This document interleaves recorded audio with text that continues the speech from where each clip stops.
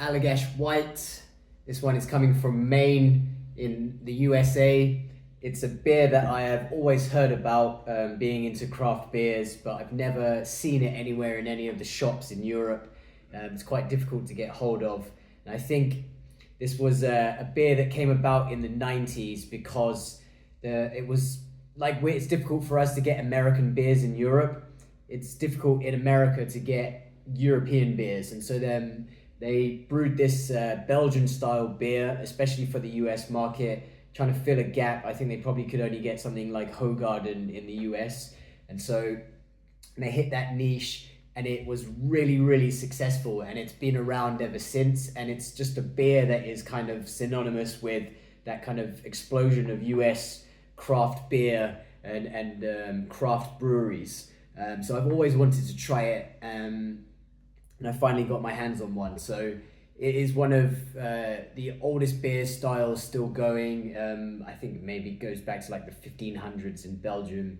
It's brewed with wheat, and then the classic Belgian yeast with all of those crazy flavors that can produce, such as banana or clove and a bit spicy. And then also they add orange peel, like curacao orange peel and coriander. So it's if you've probably heard of Hoegaarden, this is along those lines.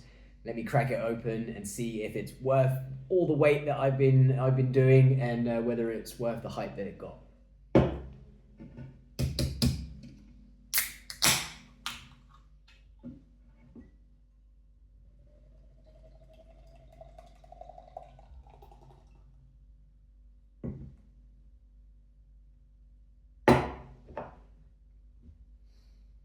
All right, beautiful, beautiful pale color.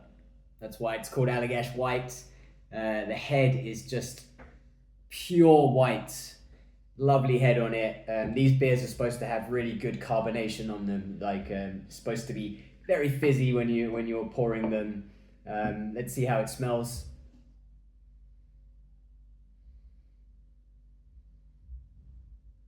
Yeah, you can really smell that orange peel in the nose. And then there's that classic kind of Belgian spice from the yeast.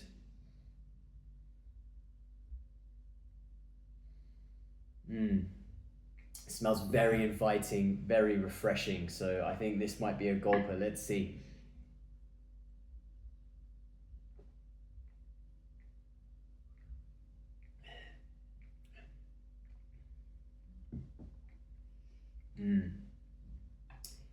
Yeah, that's a quite nice beer. You can tell that they are expert brewers. The orange peel isn't really coming through as much as I thought it would from the nose, but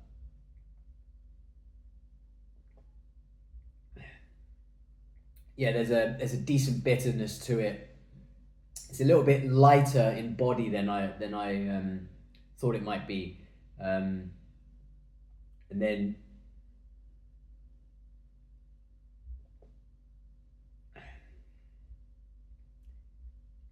yeah, there's like a hint of banana there. The coriander, I'm not getting much of it. I think this is kind of on the more softer side of this beer style. I think maybe for the US palate, they've not gone as kind of big and bold as you would find from some of these beers in Belgium. And I think that's probably why this did so well in America, is that it's not a bad beer and it's not off style. It's just that it is kind of like catering to more people than something that would be kind of a lot more kind of big on that kind of clove and herbs, and then the kind of more bitterness and a bit of bite from that curacao. And then with that wheat addition, it can be quite tangy, whereas this is not as tangy as you can get in some of these wit beer styles.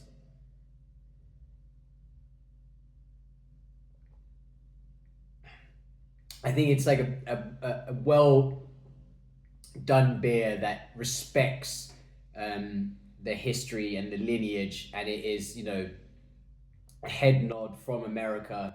This is a Belgian beer. We're not going to tinker with it too much, but we're also not going to push the limits of the style. So it sits in that kind of category. Would I drink it again? Yes, and I can see why this did really well. This is, I'd say it's about a 3.5 out of 5. It's better than average. It's not excellent, but it is, yeah, no, it's a nice beer. I'll give it that. It's citrus forward.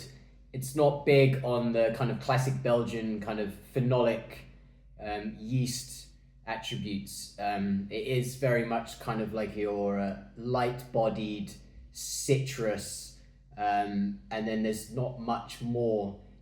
A hint of banana perhaps, but I'm not getting anything in terms of spice or clove or even that kind of bitter orange peel that's supposed to be in there, the curacao.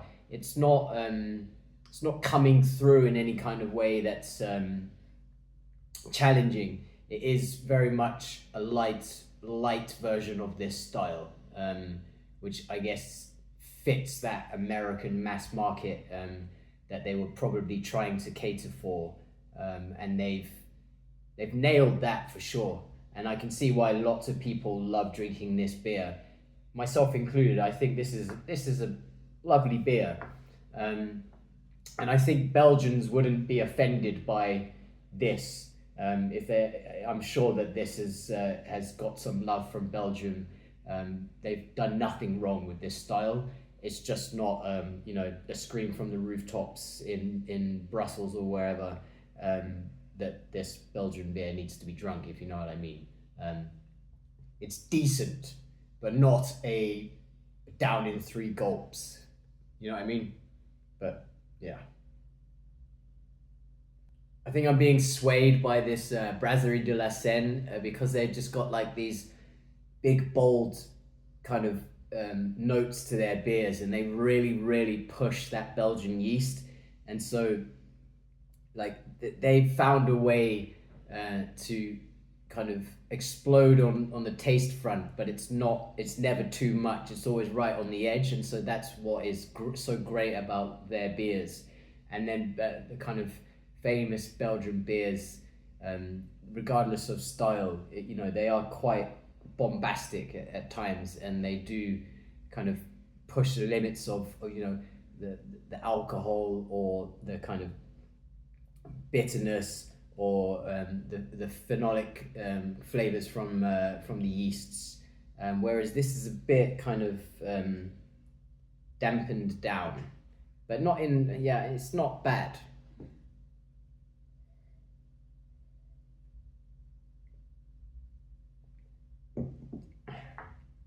You know what? I think I would say this is a great entry into this style of beer for someone who has never drunk beyond, say, a macro lager.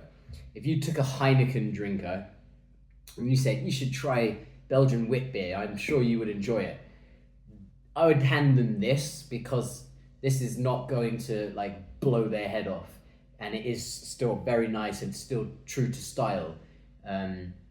So in that sense, they've done really well with this beer, in the sense that like I'm sure it's a crowd pleaser for the whole general kind of population of beer drinkers.